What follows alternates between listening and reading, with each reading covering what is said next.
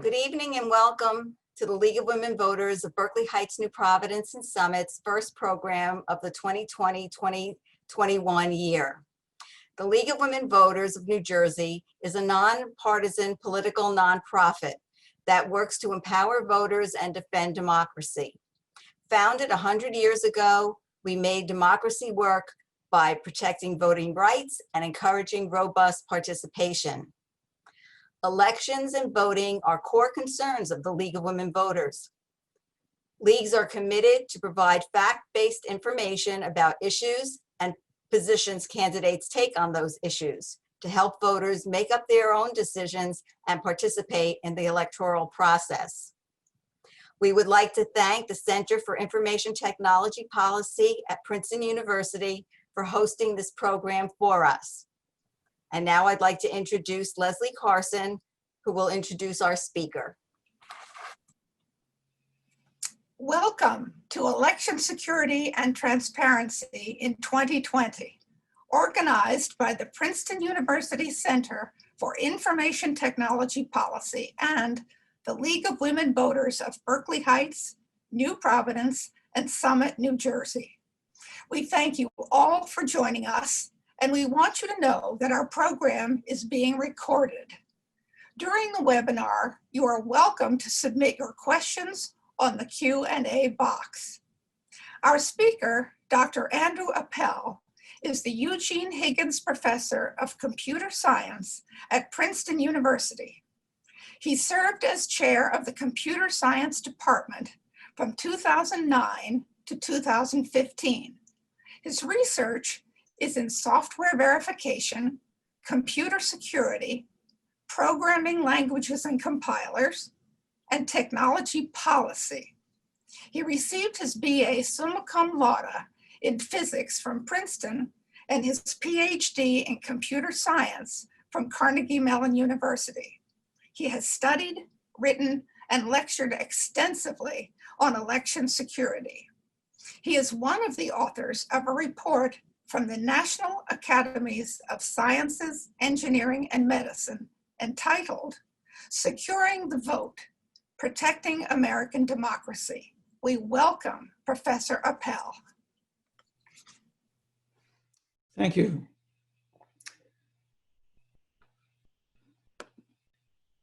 So let me talk about election security and transparency, and particularly in 2020.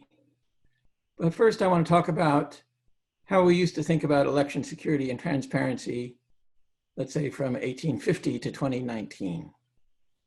And you know, 175 years ago, elections in many parts of this country looked quite a bit different.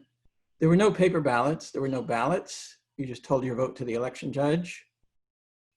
There was no secret ballot, so that means if somebody was going to pay you off with whiskey, as we see in the lower left of this painting, they would know for sure that you voted for them. And this kind of chaotic scene led to pressure for reform by reform-minded people in the late 19th century who were concerned with how do we design election procedures that are honest, secure, accurate, transparent, inclusive, and in general, trustworthy. And what do we want? We want each person to vote, but just once. We want to accurately record the votes. We want to accurately count the votes. We want you to be able to be sure that your vote is counted without having to trust the other side's people, but sometimes the election officials are the other side's people. There should be no single person you have to trust.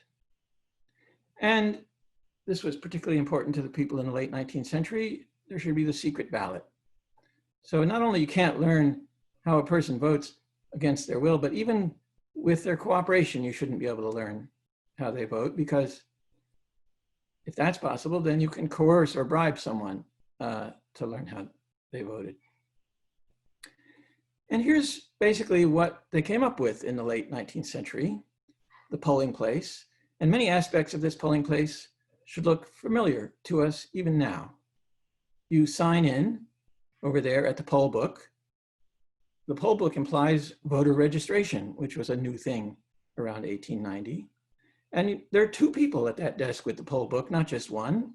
There's a Democrat poll worker and a Republican poll worker. Sometimes there's also Democratic challengers, that is, volunteers representing the party to see what's going on, and Republican challengers. Then you take your unmarked ballot and you mark it in the privacy of the voting booth. And everyone can see that you are marking your ballot in private and that you're not telling anyone how you voted. There's this wooden railing to keep out the shoulder surfers. And you take your ballot over to the ballot box. And again, there's 2 or 3 people at that ballot box watching what's going on. And those election workers and challengers got to see at the beginning of the day that the ballot box was empty. They get to see who puts a ballot into that ballot box. That particular ballot box is high tech. A bell rings whenever a ballot goes in there. So everybody in the room knows that somebody voted. And at the end of the day, they open up the ballot box and count the ballots right there in the presence of witnesses from both parties. So even though there's no single person you might trust, you can trust the process because representatives of the parties and the candidates are there to make sure that it's being conducted honestly. And not only that, the voters and the public can see for themselves how the procedures work and understand how to trust the process because everything makes sense. What happens 100 years later when you put a computer in that polling place? Well, you can't really see inside the computer. Even a computer scientist can't see inside the computer to really know what software programming is running in that computer today. And in fact, all computerized voting machines can be hacked to make them cheat. That's the touchscreen, the DRE, direct recording electronic computers can be hacked, the ballot marking devices can be hacked, the optical scanners can be hacked. That's sort of the fundamental flaw of voting computers, that a voting machine is just a computer in a box. And whoever programs the computer, whoever gets to install the program in the computer, really decides how it works, whether it honestly reports the inputs it got on its touchscreen, or whether it shifts votes around and reports something that favors whoever wrote the program. And so here's how you can commit election fraud by installing a fraudulent program in the computer. You write a program that on non-election days, maybe when it's being tested, it accurately counts the votes. And it can tell what's election day because every computer these days has a date and time clock. Your computer knows what day it is. But on election days, it cheats. Maybe it shifts 10% of the votes from one candidate's column to another. But it doesn't indicate that to the voter. The touchscreen interface will look perfectly normal. It's just the results are being recorded wrong. And the pre-election logic and accuracy testing won't catch this because the machine's not cheating when it's not election day. And now you need to load your program into the voting machines by exploiting some sort of security vulnerability. And modern computers, including modern voting machines, have many, many layers of software, from the application, the vote counting program at the top, to the runtime system and the operating system underneath them. There's software that runs the modem and software that runs the USB stick interface. There may be a hypervisor, there's definitely a BIOS. And bugs or software vulnerabilities that are inadvertent but omnipresent in all of these layers can be vulnerabilities by which hackers can install fraudulent programs at the top level that miscount your votes. With physical access to a voting machine, you can hack it by inserting a card. Every voting machine has some sort of card slot or USB slot by which election officials install before each election the ballot definition that says which candidates are on the ballot this year, and which contests there are to vote for. But it's that same slot that is also used to upgrade the software in the voting machine. Every computer you have installs software updates from time to time. And the way you install software updates in a voting machine is by inserting a card in that slot.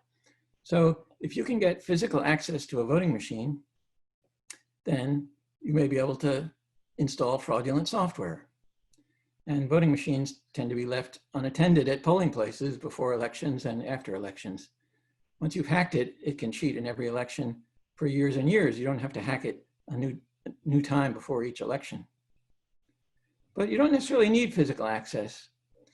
If your county's election management system is ever connected to the internet, even indirectly, then hackers on the internet can insert themselves into the election management system so that when the election administrator, the perfectly honest election administrator, transports a ballot definition file from the election management computer to the voting machine, they may inadvertently be carrying a virus with it that hacks the voting machine. Voting machines are hackable, but we would like to use computers to count the votes because when they're not hacked, they're very accurate and efficient about this. So what's the solution? Well, the solution begins with hand-marked optical scan ballots. The voter marks a ballot by filling in some of the ovals and inserts it into the optical scan voting machine, which is a computer with a scanner on the top and a ballot box underneath. Or you can use central count optical scan, where the voter puts the ballot into a ballot box, it's transported to the county central location where a high-speed central count optical scan voting machine counts the ballots. And so the consensus, the scientific consensus, as reported by this studies committee that I served on a couple of years ago at the National Academy of Sciences, recommended that all elections should be conducted by paper ballots that may be counted by machine, but those ballots can be recounted by hand without any computer telling you what it says on them. You can see for yourself. And indeed, most of the country now uses paper ballots, counted by machine, recountable by hand. That's all the states shown here in gray. And only a few states or counties within some states use paperless touchscreens, as most of New Jersey has been doing for the last 20 years, and so on. And even some of the states here shown in orange that were using paperless touchscreens in 2018 have now switched to paper ballots or some sort of paper trail. Now, those optical scan computers that count your paper ballots are computers, and they can be hacked to cheat. But the paper ballot that you put into them drops into a sealed ballot box, and election administrators should maintain a clear chain of custody of those ballot boxes so that they can be recounted. And a recount is by people looking at those ballots. It's more difficult to hack people, especially since the people doing a recount are usually in teams of 2 or 3 that represent more than one party and candidate. But a hand recount of the entire election is laborious and slow. So what you can do to gain assurance that the computers weren't hacked is a random audit. There are methods for taking a random sample of the ballots or the ballot boxes and reinspect or recount just those to gain a high degree of statistical assurance that the computers reported the right answer. So the modern methods for this kind of random audit are called risk limiting audit. A risk limiting post-election audit is an examination by humans of a randomly chosen sample of the paper ballots that can statistically assure that only an X% chance, that's called the risk limit, you choose what risk limit you want in your state statutes or whatever, that the election outcome claimed by the voting equipment would differ from the outcome that you would have obtained by a full recount by human inspection of the human readable portions of the paper ballots. Now, New Jersey has a law requiring a random audit of the paper ballots. It was passed in 2007. It's not quite for a risk limiting audit because that term and those methods were not very well understood in 2007. But it does require that a random selection of the ballot boxes, usually that means a random selection of the voting machines from the precincts that have the ballot boxes attached to them, should be opened up. You recount each of those ballot boxes and you make sure that the count came out to the same that the computer claimed. And if there's widespread election fraud by means of hacking computers or even mistaken configuration of those computers, then you have a statistically good chance of catching it by this kind of audit. Well, for the last 13 years, New Jersey has been in this position of having a law that requires the audits of election results based on the paper ballots, but having voting machines that don't have paper ballots. So this audit law was sitting there unused for all these years, except now this year in New Jersey, because of the pandemic, we are all voting on paper ballots. And so now every county in New Jersey will do ballot audits this year. And the audits this year will take place between November 23rd and December 4th.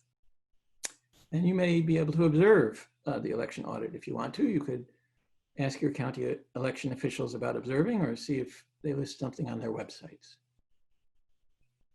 So I'll finish now with that portion of my talk about voting machines and in the polling place voting. See if there are any questions. And then I'll go on to the next part of my talk, which is about ballot marking devices, especially the ones that Union County just bought. So maybe this is a good time to pause for questions.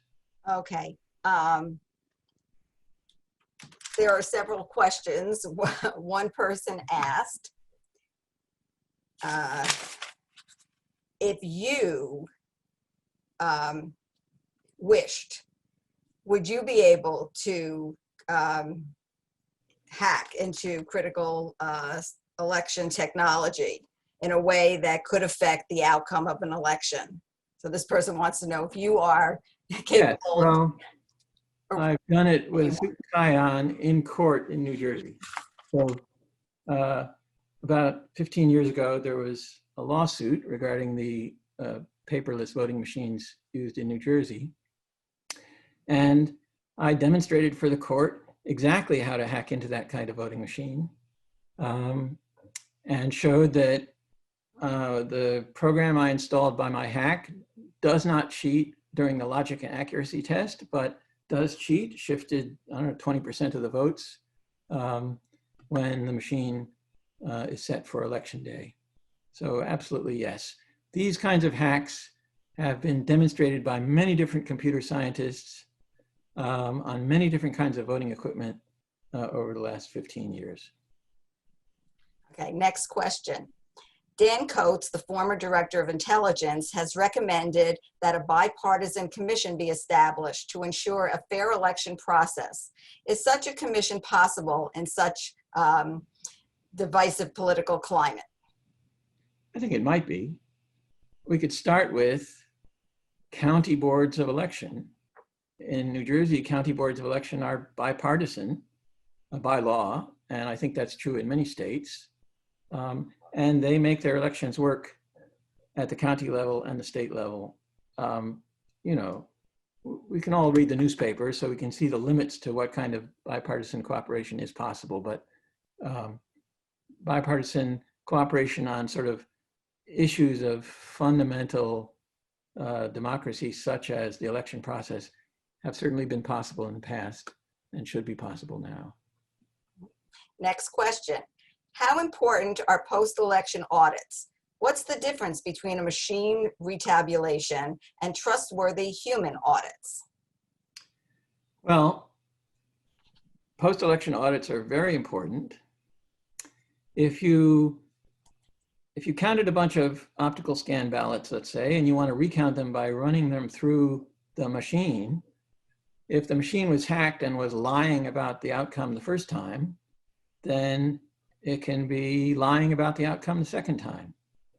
And you might think, well, I'll just run it through a different machine. But, you know, network-based computers, and all computers pretty much are directly or indirectly connected to networks these days, can all be hacked in concert. So you can't really trust an audit that's just, you ask the machine, you know, is this really the right count? And the machine says, yes, boss. And you ask it, are you sure it's really the right count? And it says, yes, boss, again. That's not very trustworthy. Recounts and audits are usually done by bipartisan teams that are both watching what's going on. And that's why we can trust them. Okay. And the last question for right now is, how should ballots be handled to safeguard their complete collection? I'll answer that question in part 3 of the talk. Oh, okay, fine. We'll restate it at that time. Okay. All right, so let me resume. My hosts at the League of Women Voters in 3 towns in Union County, New Jersey, have asked me to talk about Union County's new voting machines that it purchased at non-trivial expense last year and would have gone into use this year if people were voting in person. And they're a form of ballot marking device. Now, ballot marking devices as a concept were invented about 20 years ago to enable accessibility for disabled voters to mark paper ballots. That is, if we're voting by hand-marked paper ballots that we feed into optical scanners or into a ballot box, in the 21st century, we want voters with disabilities to have the ability to vote independently. So these ballot marking devices were invented, and you can see it's a touch screen. Now, a blind voter can't really use a touch screen, but there's also an audio interface that the blind voter can listen to the ballot described in audio and use the blue buttons there on the lower right of the machine to choose from menus. And when the voter is finished, it prints out an optical scan ballot that can be put in with the rest of the ballots and counted. But in the last 2 or 3 years, the voting machine vendors and some states or counties have proposed that every voter should vote using a ballot marking device. So the idea here is that every voter goes up to one of these touchscreen machines in the polling place, indicates their choice of votes. The machine spits out a paper ballot. Typically, they look like the thing shown here with the list of their choices and some barcodes. And then that paper ballot can be inserted into an optical scan voting machine and counted. And the problem with ballot marking devices, especially ballot marking devices for all voters, is that the ballot marking device is a computer. It can be hacked just as easily as other voting machines. And if the ballot marking device cheats and changes votes, it can print the wrong votes on the paper, and most voters won't notice. And once they're printed on the paper and fed into the optical scan voting machine, then any audit or recount will also count the fraudulent votes because they're printed right there on the paper. And you would think that you would notice that, but a scientific study done in 2018 observed real voters in a real polling place in Tennessee. The observers stood off in the corner of the room so they could see the voters' behavior, but they couldn't see what was on the ballot. The voters used the same kind of ballot marking device that I show in this picture to mark a ballot and produce a ballot card, and then they carried it 10 or 20 feet across the room to the optical scanner. And the scientists could observe that 50% of the voters didn't even glance at the piece of paper that had their votes on it, so that if the voting machine had been cheating and printed the wrong votes on there, they wouldn't notice. And of the other 50% that did look at the piece of paper, they looked at it for an average of 3.9 seconds. Now, there were 18 contests on that ballot, so that's less than a quarter of a second per contest. If the voting machine was changing some of the votes somewhere in the middle of the ticket, you know, maybe not the presidential vote, but somewhere down the line in the vote for Congress or whatever, these voters wouldn't have noticed. So most voters will not attempt to verify paper ballot summary cards, even when directed to do so. These voters are given express instructions that they should inspect their ballot. Now you might think, that's all right, some voters will catch it. So last year, we published a paper with a scientific analysis of what happens. What happens if the ballot marking device is stealing 5% of the votes? That is, 5% of the time it shifts the vote from candidate Smith to candidate Jones. Now, 5% is a big deal. Lots and lots of elections are won by less than 5%.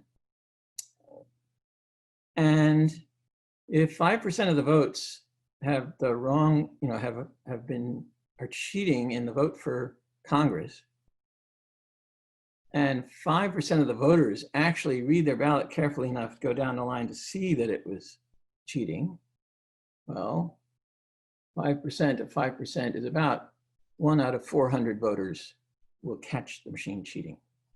But what happens when the voter catches the machine cheating? They can raise their hand and say, this ballot doesn't have what I marked on the screen. And what's the poll worker supposed to do? What the poll worker is supposed to do is say, that's all right, we'll void that ballot and you can vote again. But that doesn't help all the other voters whose vote was stolen and they didn't bother noticing to look. You might think, well, I caught the machine cheating. Something must be done about that. But the poll worker can't know whether you really did indicate what you thought on the touchscreen or whether that was your mistake. You have no proof. And election administrators cannot invalidate entire elections because one voter out of every 400 raises their hand and says, that's not what I marked on the screen. So there's no recourse. You know, even if you catch the machine cheating, there's nothing you can do about it except just fix your own vote.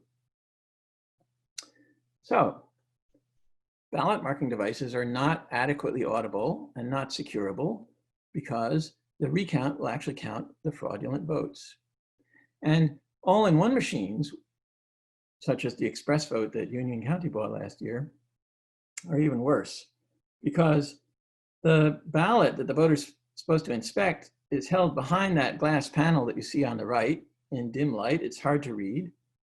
And worse even than that, after the last time the voter gets to inspect that paper ballot, the paper ballot travels into the ballot box by a paper path that leads it right past the print head, where if the voting machine had been hacked, it can print different things onto the ballot after the voter last got a chance to inspect it. So we should avoid touchscreen voting machines. Paperless touchscreen voting machines are a severe security risk, and actually ballot marking devices such as the express vote are also a very significant security risk because if hacked, they really can get away with stealing votes. The most reliable way from a computer science standpoint to vote is a hand-marked paper ballot counted by machines that maybe they're hacked, but at least the paper ballot that the voter marked with their own pen is the one that the human recounters will see during a recount or an audit. So that was part 2. Are there any questions about ballot marking devices?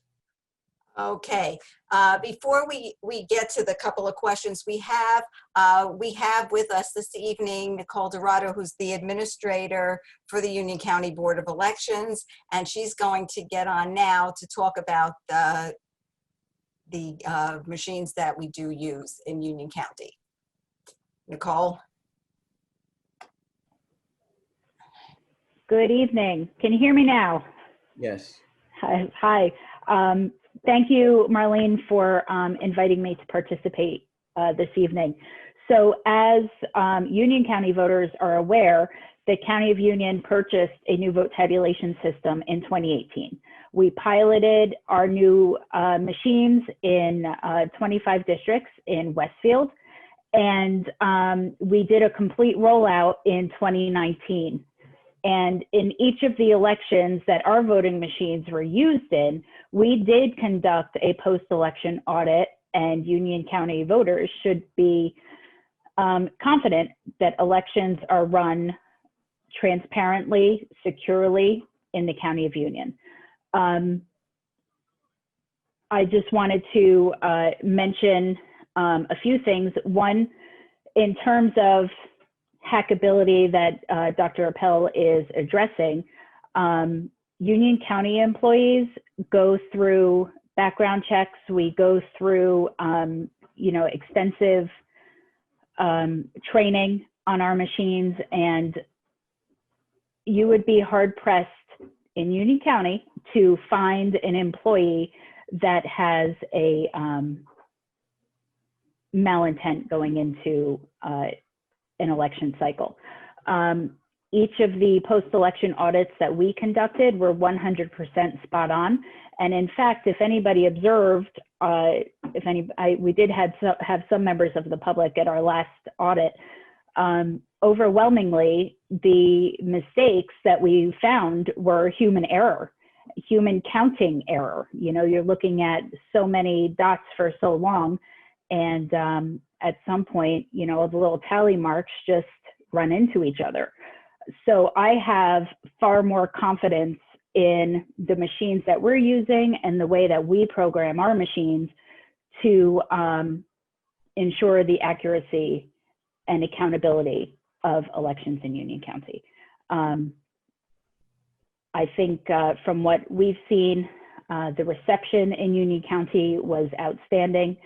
I feel far more confident that voters do have an opportunity to review their paper ballot, you know, their backup, but you can only encourage the voter to do so much. And at some point, they need to take over and carry that burden to ensure that their own vote counts.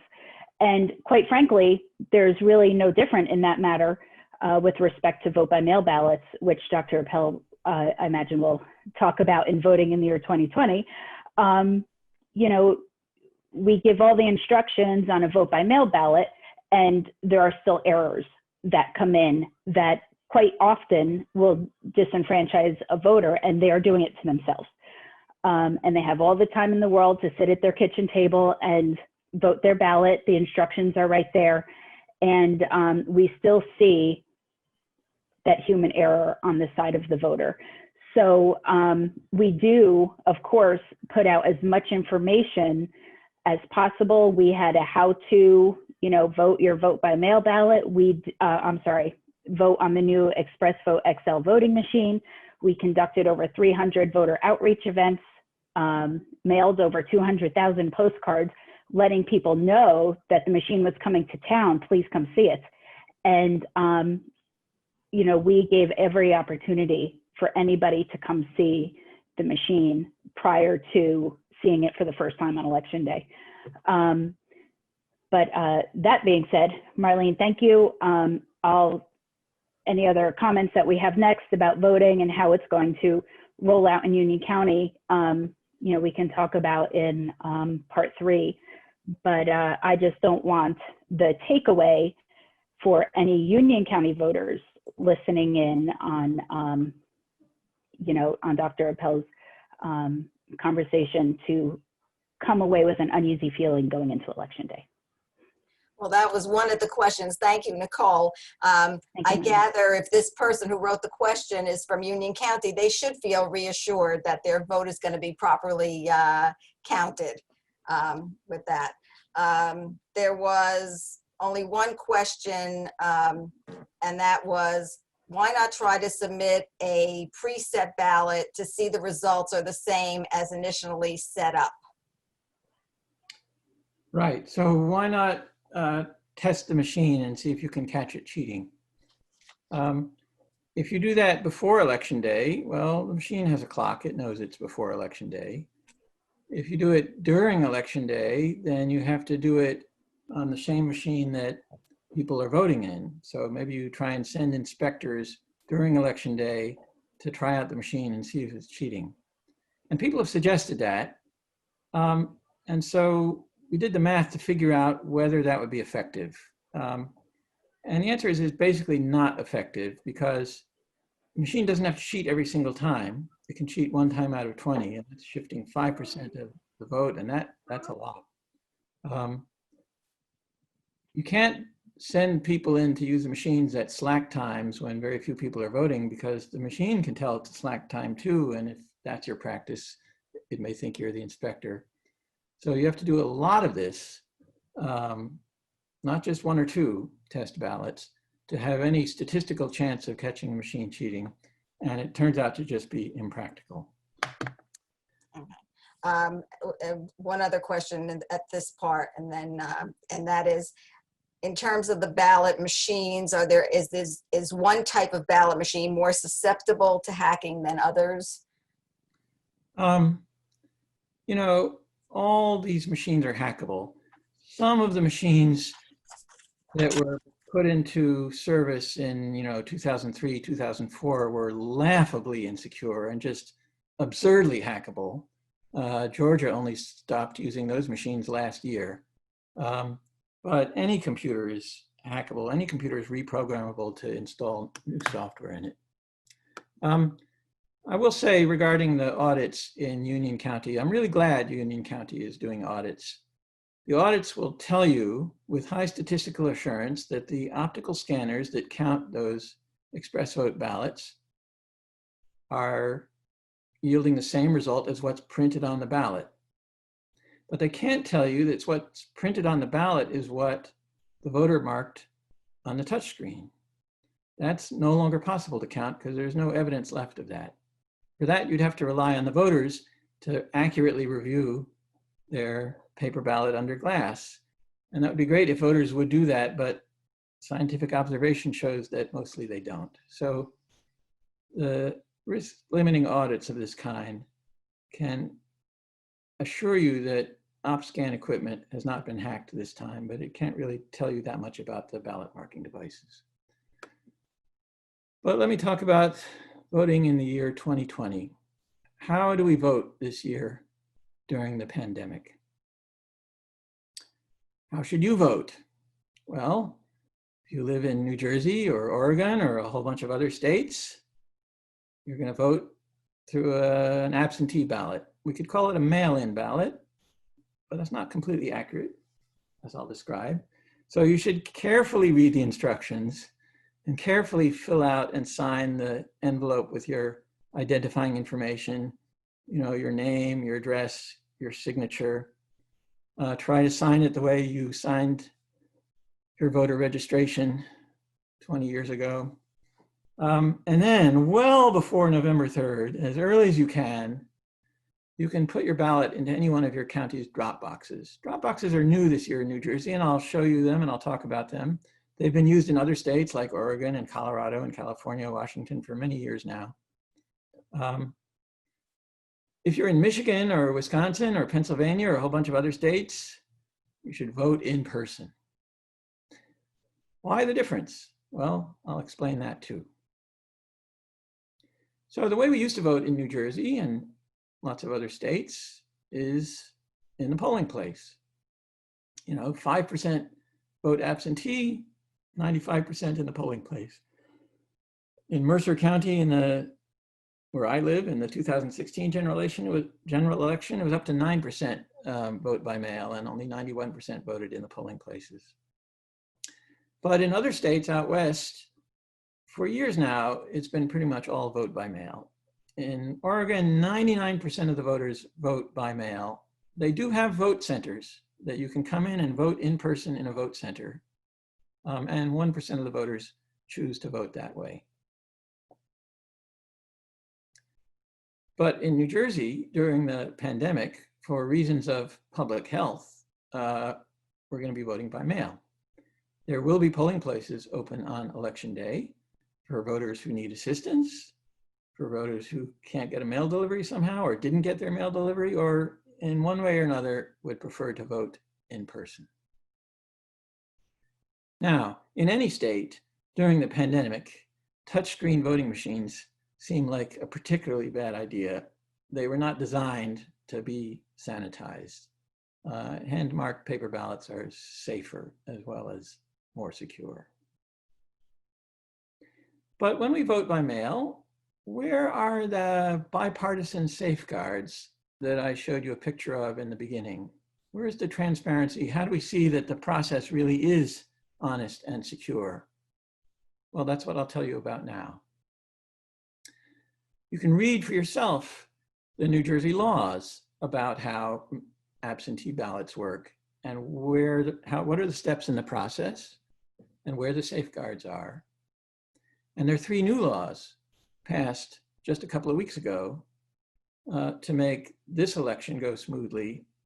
Things that you would have to do if you were going all of a sudden from 5% or 9% mail-in ballots to 99% mail-in ballots. So here's how mail-in ballots work. You, the voter, you receive in the mail from your county election administrators a packet. Normally, you might have to request especially, but this year in New Jersey, every voter is going to be mailed their ballot automatically without having to request an absentee ballot. And that's true this year, maybe in 8 or 9 states that have always been doing this, and 3 more states that are doing it this year in the pandemic. And what's in that packet? Well, you've got your optical scan paper ballot. You've got the inner envelope that that ballot goes in, that you sign and put your name and address. Then you insert that in the return envelope, and you're going to return the outer return envelope with those things in it. And here's what's on that inner envelope, right? You have to print your name and your address and what municipality you belong to, so that they know, which election this really is. Is it, which congressional district you're in, depends on which municipality you're in, and so on. And you sign it. And then you return it. You can return it by mailing it back. But this year, when we're not sure how fast the Postal Service is going to work, you might want to use the drop box. Drop boxes have been used in several states out west for several years now, but they're new in New Jersey. They were first used in the July primary this year.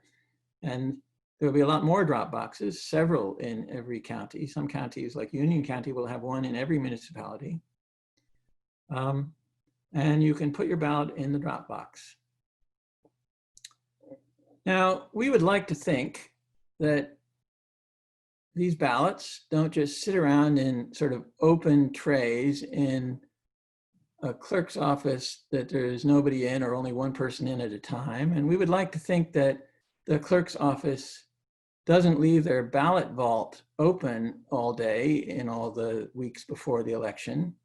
We would like to think that our ballots are more secure than that. And I believe in New Jersey, they probably are. So let me tell you my understanding of how it works in New Jersey, such as Union County, which are my hosts for this presentation.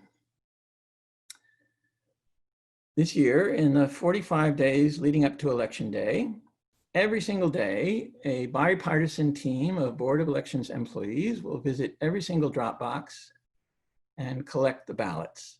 So when you put your ballot into a drop box, any day from the time you receive it to November 3rd itself, you can be sure that your ballot will get there on time.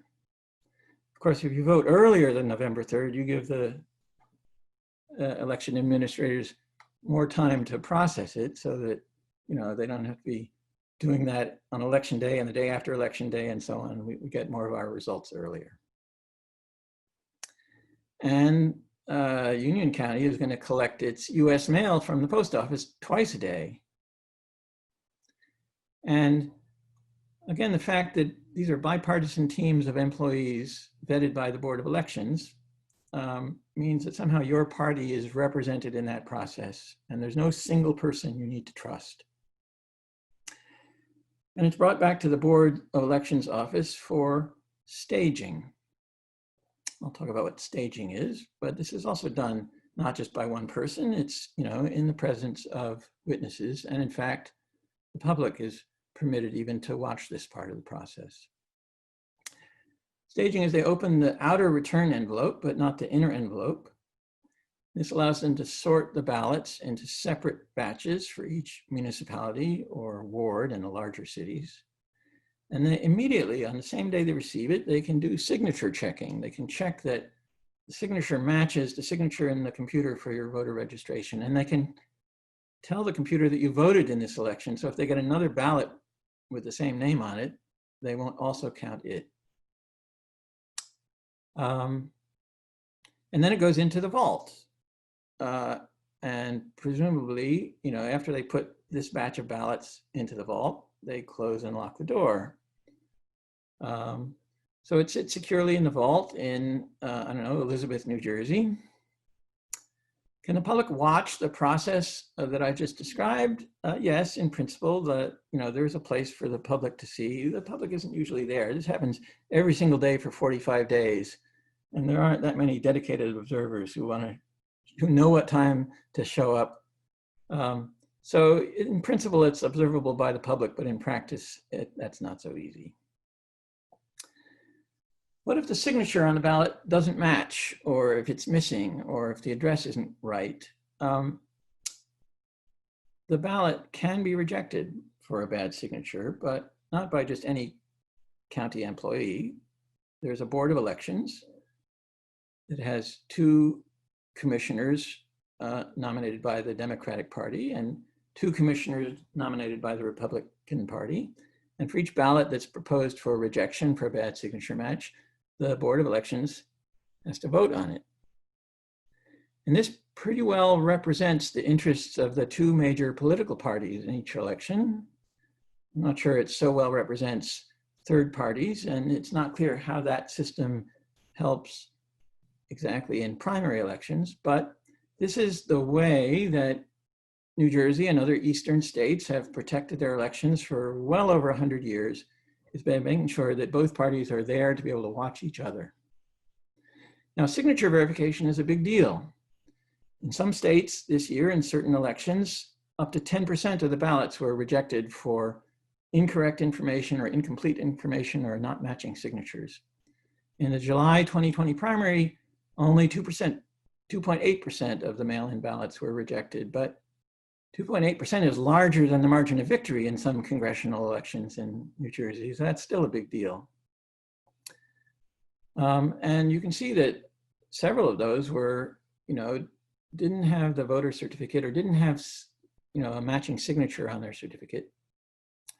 So one of the new laws this year in New Jersey, which is similar to laws that exist in Western states already, is the voters have a chance to cure the signature.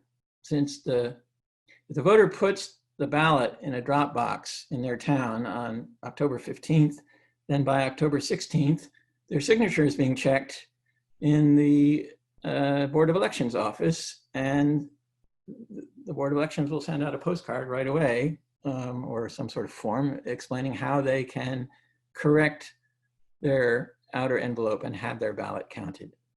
And this cure period, I think, is new in New Jersey, and it's very important. So traditionally, the way this used to work in New Jersey and in most states is on election day, the ballots can come out of the vault. The credentialed challengers are allowed to inspect the outer envelopes of these ballots to make sure they believe that these are legitimate, the signatures match, and so on. The challengers are also allowed to inspect the outer envelope, the certificate part of the envelope of ballots that are proposed, that the Board of Elections has voted to reject. And after the inspection, you remove the certificate tab that has the identifying information for the voter. Then you take these batches of envelopes with the certificate tab removed and you open the inner envelope and flatten and stack the ballot. Now you have a stack of ballots that you can run through the optical scanner. And this is the optical scanner. It can count 300 ballots per minute. So if you have a batch of absentee ballots from some town with 1,000 ballots in it, then in like 3.5 minutes, that batch gets counted. Well, if everybody's voting by mail, if it's 100% of the ballots by mail rather than 5%, then this can't all get accomplished in one single day on election day. So New Jersey has had to adjust its laws to permit this processing to start early. And it did so. The legislature passed a law and the governor signed it in August. So now what's going to happen this year is, starting a month before Election Day, twice every week on days to be announced in advance, the ballots will come out of the vault. The credentialed challengers will be permitted to inspect each ballot that's come out of the vault on that day. The public can watch from behind glass, I guess. Then it will be transferred to the processing facility. This next part can't be done in the Board of Elections office. It's too small to handle that amount of work during a social distancing pandemic. So the Board of Elections has acquired new and larger space for this next part of the process. Again, this is the twice a week thing. They start the processing. They remove the tab with the voter name and signature. And they add the ballots to the batch for this municipality and ward. Starting about 10 days before Election Day, they will start opening the inner envelopes, flattening and stacking the ballots. After each batch of work is done, it goes back into the vault, and I hope they close the door.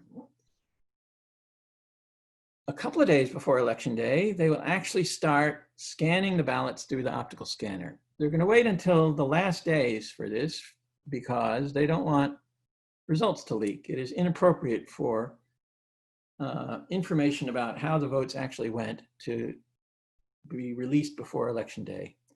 So they have all sorts of administrative procedures to make sure that nobody runs the report that indicates how many votes there are, but they also protect themselves by not even starting to run them through the scanner until October 1st or October 2nd. And the scanners are high speed enough that they really can accomplish the whole process in a day or two.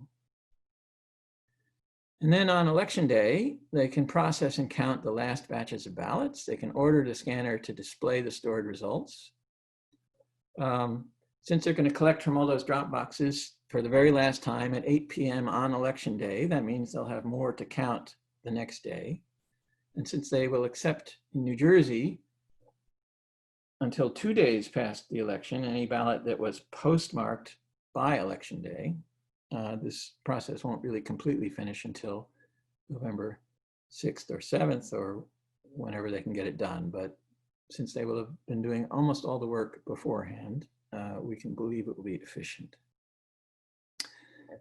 This processing of opening the envelopes and flattening them out and so on, the public can watch by video in the lobby of their processing facility, and the credentialed challengers can watch from inside the room where they can see things for themselves up close if they need to. And remember, the challengers are representing individual parties and candidates.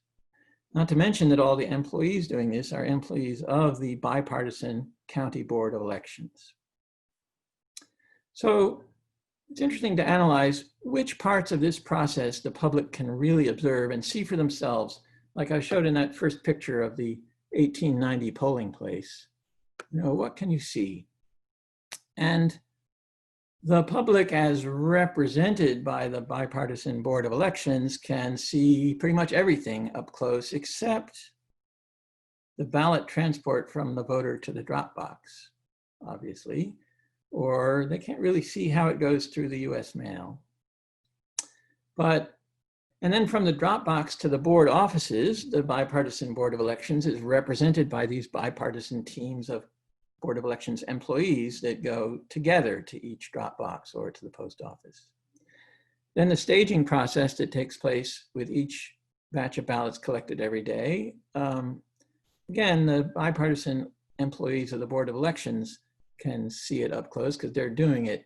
The public and the challengers could watch in principle from behind glass at the Board of Elections office, but then they'd have to show up every day and know what time of day to show up. So I don't know that, that's really so realistic. And then other parts of the process, similarly, the credentialed challengers can see it up close. These are the ones representing all the candidates that wish to provide them and the political parties. And the public can see, but at a slightly greater distance. Okay, well, not every state is voting by mail. So the states that are voting pretty much all by mail this year with sort of timely processing of the ballots, as I described in the weeks before the election, include New Jersey, but also lots of states that have been doing that for years, like Oregon and Washington and Colorado and so on. States that are encouraging vote by mail, mostly by, instead of mailing out ballots to all the voters, they're mailing out absentee ballot applications. And so states like that might very well see a 60% vote by mail rate in the year of the pandemic. And these states are processing in a timely manner. And indeed, I have new information on Ohio that they are actually processing in a timely manner. And then there are some states that are just voting in person. They're not doing anything special to encourage vote by mail, but they're still handling the absentee ballots that do come in the weeks before the election. So that's fine. But what if the governor and the legislature did not adjust the laws and procedures for the pandemic? The old laws that worked when there were just a few hundred absentee ballots that you could do it all on election day. But if they insisted on using those same rules in the year of the pandemic, when in those states that are voting in person, they still might have 40% absentee ballots. Well, okay, so these states are voting in person with no advanced processing of mail-in ballots before Election Day, or in some cases, the day before Election Day. And that could be a problem. Those states could be struggling to process their absentee ballots for days after November 3rd. Now, what would really be crazy is to encourage vote by mail by sending out absentee ballot applications to everybody, or even ballots to everybody, but then prohibit the processing of those ballots before Election Day. And hold on, let me correct that. I have new information about Iowa. So that's Wisconsin and Michigan and Vermont. That could be a real meltdown in those states. The Michigan State Senate just passed a law saying, well, okay, you can start processing them on November 2nd instead of November 3rd. And if the assembly passes that and the governor signs it, great. But that's just one more day. These are the states that it's almost like the legislature wants things to screw up. All right, so that's how you should vote. If you're in one of the states that is doing vote by mail and has procedures in place to process it well, you should vote by mail. And if you're at all concerned about how slow the post office is, you use the drop box if in your state they have drop boxes. And if you're in one of the states where the processing of absentee ballots is not likely to go well, then you should vote in person. Put your mask on and social distance, but that's the more sure way of having your vote counted. So, mail-in ballot processing really has to start well before the election. And I'm glad that the New Jersey legislature and the governor and the Division of Elections have sort of gotten on board. Most of those other states that I've shown here in the green box have been doing all vote by mail for years. They had one election cycle after another to get up to speed on this and roll it out gradually. New Jersey had to do it all in 6 months, and New Jersey seems to have done a pretty good job of that. Okay, but how can citizens protect the election? Well, here are some things you can do as a citizen, right? You can help make sure that in your state, everyone has the right to vote and substantive access to the ballot. That's how the League of Women Voters got started. Somebody noticed that at least half the people in the country didn't have that right to vote and substantive access to the ballot. And you should learn how election procedures work in detail so that you can judge for yourself whether they are secure and honest and where they need improvement and observation. And you can observe election processes so that you can see for yourself. So that was easy to do when we voted in person. We could see for ourselves how the polling place worked. And it wasn't hard to show up when the polls close and watch what procedures they do to close the polls too. And we need election audits. These are necessary whenever computers count the votes, because if somebody installed a different computer program, you can catch it by a hand audit. So how are we doing in New Jersey? And these are just my sort of off-the-cuff subjective opinions, but I think New Jersey has done a pretty good job of ensuring the substantive right to vote and access to the ballot, and actually taking steps that it actually will be possible to count the ballots in a timely way. Now, what about learning how election procedures work? Most of us were actually, I'm sure, quite ignorant about what happens to absentee ballots after you stick them in the mailbox. But by now, I will give everybody in the audience 3 stars at least for knowing a lot more than you might have about how these procedures work. And you can judge for yourself whether these procedures are secure and honest. The reason I don't give 5 stars here is it's really hard to, there are a lot of different steps to the processing of absentee ballots. And I can't see the ballots at every step. It's just hard to know whether it's perfectly secure or not. But I think New Jersey is doing a pretty good job of this, as good as I know how to do, basically. And then you can observe election processes so that you can see for yourself. Well, I have not done that. I haven't. The last time I showed up in a superintendent of elections office to ask how the processes work was like 2004. And then audits. Well, New Jersey has audits now. A year or two ago, when they had an audit law but no paper ballots to audit, New Jersey would have gotten 0 stars. Now it gets 3 stars for having decent audits, not the most modern methods of risk limiting audits. And in some cases, audits of ballot marking device marked ballots that you can't really tell what was originally on the touch screen. You can only see what's printed on the paper. But New Jersey's come a long way in audits in just the last couple of years.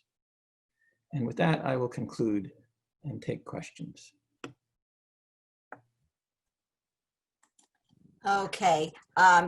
There are a couple of questions for Nicole Dorado. So if Nicole, you can sign back on, and then we'll do your questions first, and then Dr. Appel, there are definitely questions for you. Okay. The first question asks, in Union County, do the logic and accuracy tests for the tabulating test for marking the same voter might make on their mail ballots, for example, check marks versus the X mark? Is there a way? So when we do a test of the vote tabulation machines, which is a public test, this year we are hosting that test for public inspection on the vote tabulation machines on October 23rd. We do use some pre-printed,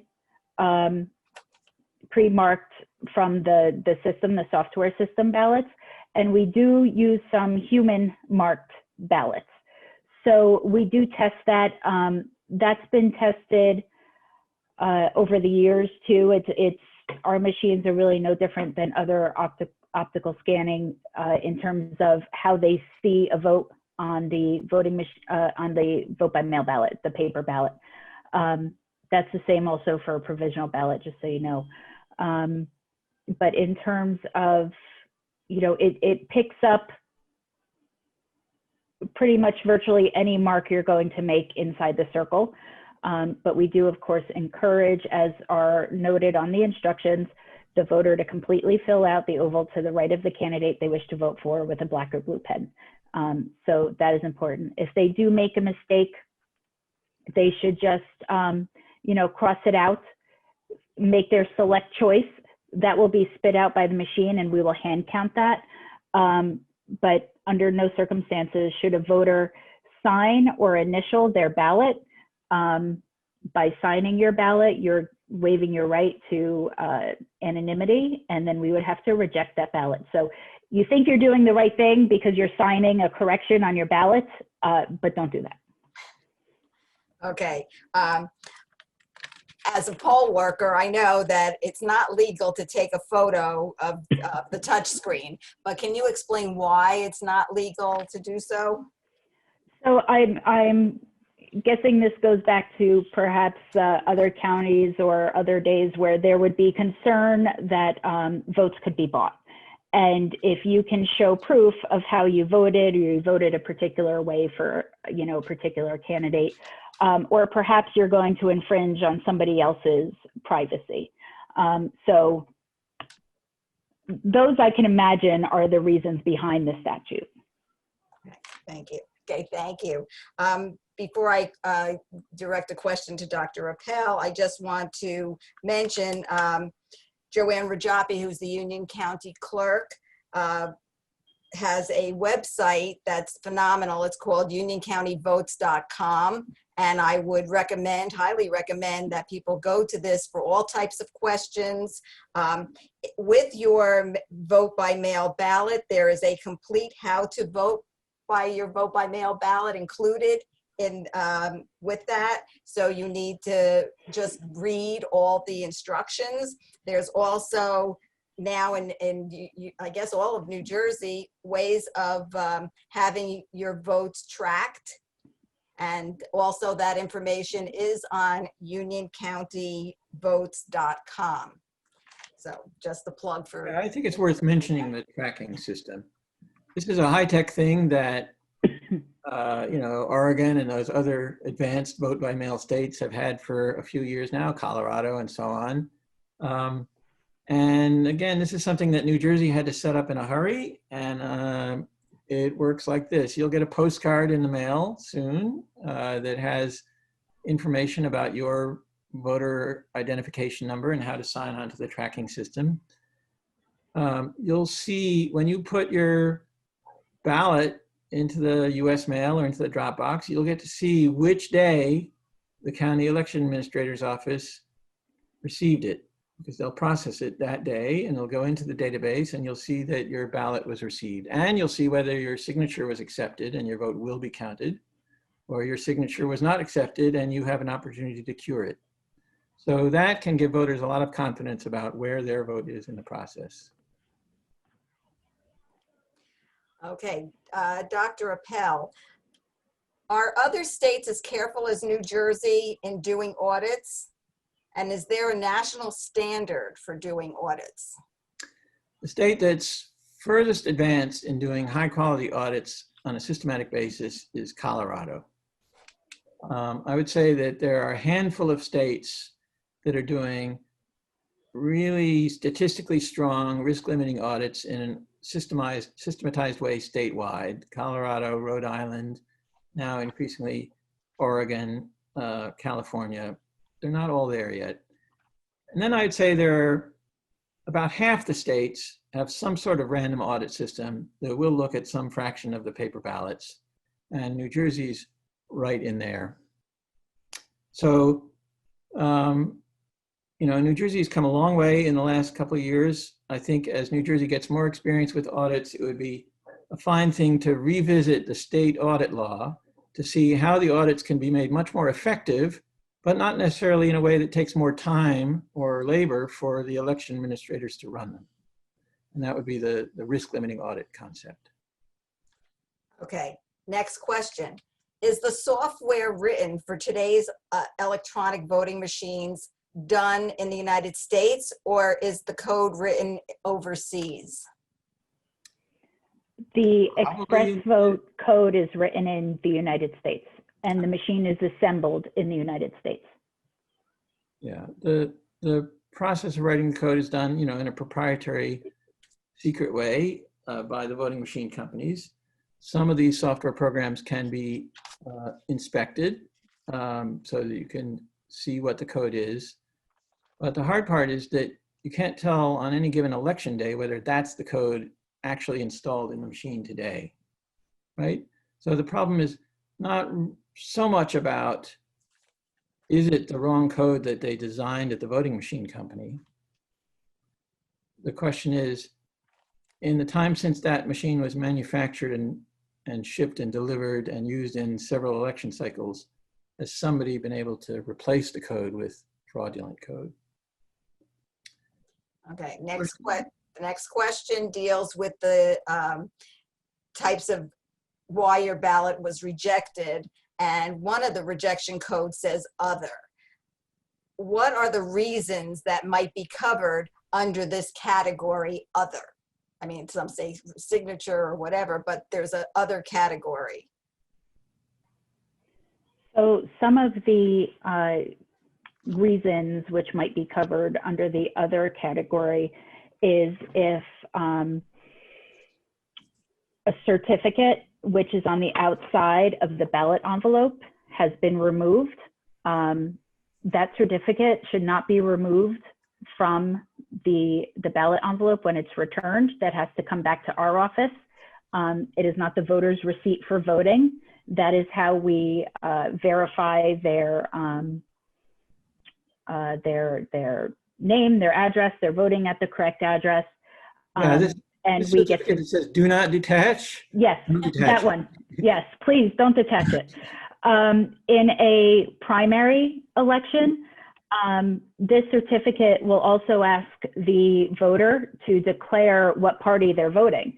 Now, if they are a registered Democrat and they sign on their certificate that they are voting Republican, even though they got a Democratic ballot and they are a registered Democrat, their ballot will be rejected as other, because if you're a Democrat, you cannot vote in a Republican party and vice versa. So those are just some examples why we might see an other. The drop-down list that's provided for us in the state voter registration system when we go in to reject ballots post-election is not as extensive, you know, as we would need it to be to properly identify some of those reasons.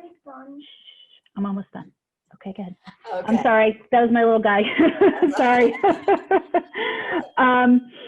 And I just wanted to say, if I can, so today we did our first pickup of our drop boxes.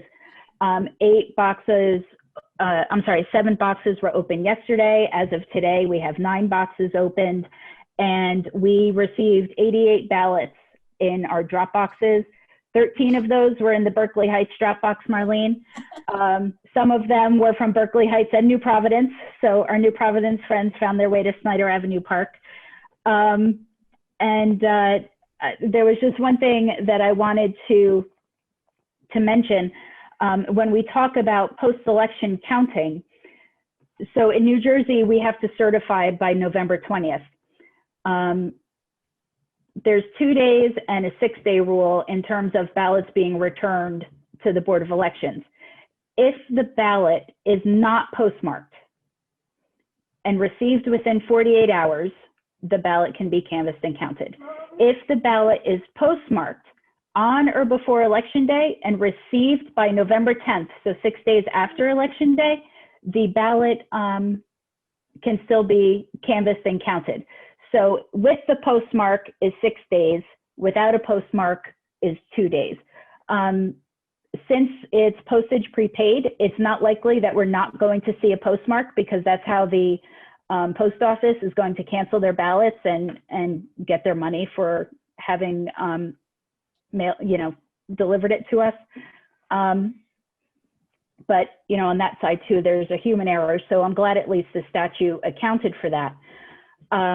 I did also want to mention the signature cure law, which I think is outstanding. I'm so glad to see this, you know, just in the primary, which was the first time that this happened. And yes, signatures do change over time.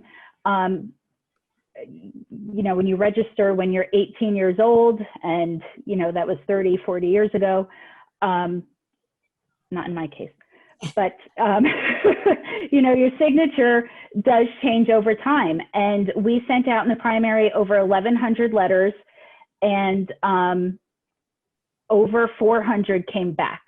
So that's more than, you know, I thought that was a pretty good number. People did call us post-election. They're like, oh yeah, I threw that in the garbage. But you can't. You need to read your election mail. You're saying that 1,100 ballots had a bad signature or something, and so you send out 1,100 letters giving people the opportunity to cure their signature, and 400 took advantage of that. Correct. There's 400 more people than would have been able to last year when we didn't have signature cure. Correct. Correct. And, you know, yes, so I think it's great. And now that people are starting to hear about it, they are calling our office and saying, you know, how do I make sure that my signature is up to date? And the advice that we're giving is to please fill out a voter registration form. In box number 1 on the form, the voter can opt signature update. And when that comes to us, we will update their signature in their voter profile. And the thousands of ballots have been counted because of what used to be the 48-hour rule and is now the 48 and 144-hour rule in terms of accepting ballots after Election Day with a postmark. So I also think that was a great idea to give the voter the benefit of the doubt and making sure they did the right thing by Election Day and still counting their ballot. So we'll be counting ballots up until November 19th. The ballot cure allows 48 hours before certification.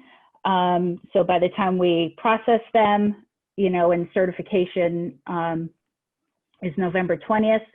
So the ballot cure deadline is the 18th. We have to process them and count them on the 19th. And I just wanted to say also that the ballot boxes are hugely, hugely popular. And I just strongly implore everybody to bring their ballot to a ballot box. On election day alone in the primary, we collected over 5,000 ballots in our 5 drop boxes on election day alone. So I am excited that we'll be able to have one in every town, and I encourage everybody to use it. But thank you. Thank you. Thank you. Dr. Appel, my father likes to think that dead people are voting, which is another form of voter fraud that will become more prominent with these absentee ballots. How do you respond? Well, the way dead people stay registered is that, you know, the county election administrators don't know the minute they die. When sample ballots or postcards are sent out every election cycle, they're sent out with instructions to the postmaster to return them if that addressee doesn't exist. This is not 100% reliable, but it's one of the ways that election administrators can find people who are no longer living in the state and should be removed from the election rolls. Election administrators don't want to be too eager to remove people from the election rolls, because if they do it wrong, they'll remove legitimate voters from the election rolls. It's one thing to be registered to vote when you're dead, but it's another thing to actually cast a ballot. There are lots of people who have moved out of state, and, you know, there are interstate agreements to help update one state's voting rolls when a person registers in another state. But that's the real problem is if somebody votes. And there doesn't seem to be any significant measured incidents in any state of actual fraudulent voting by voters. It does happen from time to time. There was a case in New Jersey where people got caught and, you know, went to jail recently, and there was another case in North Carolina a couple of years ago. But these are quite rare, right? There's a big difference between people still being registered to vote and people actually voting. If somebody sends in a ballot belonging to a dead person, that is a crime, and it will leave evidence, because eventually somebody may notice that a dead person had voted and be able to trace it back. But really it comes down to, does it happen? And there's just not evidence in this country that in any non-trivial rate, there is voter fraud by actual voters voting in person or even voting by mail. So it's a different thing, registration versus voting. I don't know if Ms. Dorado has a different take on this. I agree with what you said. You know, we do get the monthly reports from the local registrars of vital statistics. We do get the updates from the state, but without the family notifying us or returning official election mail to us, we have no way of knowing. If we do receive a piece of mail back from a voter, say either that has moved or, you know, is just not there anymore, and since election mail cannot be forwarded, it is sent back to our office, they're put into an inactive status.